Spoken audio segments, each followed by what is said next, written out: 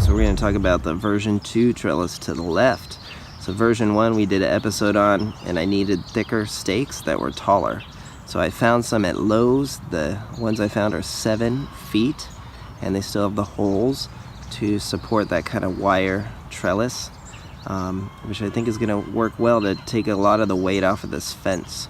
So version 2 over here I think is going to be a much better setup, because one, I put the 7-foot post 2 feet in the ground and put them along the chain link fence.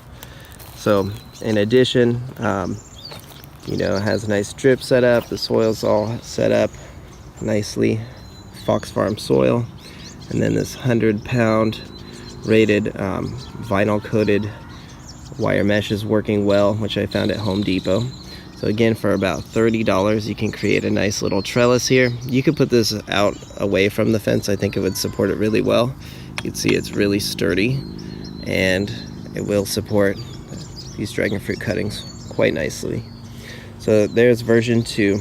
I think it's going to do a bit better than version 1, and we'll do these every probably 10 or 15 feet along the fence here, and kind of let them grow along the top of the beam, I guess you could say, the support beam. So it should look pretty cool. So there you go. Give us a like and a subscribe. There is the version 2 trellis. Just get those longer stakes. Like I said, I was still looking for really thick gauge ones, but I cannot find any thicker gauge ones without these holes. Those holes are key. So if you know where we could get thicker ones, thicker gauge metal with holes, let us know. That would be awesome. All right, take care.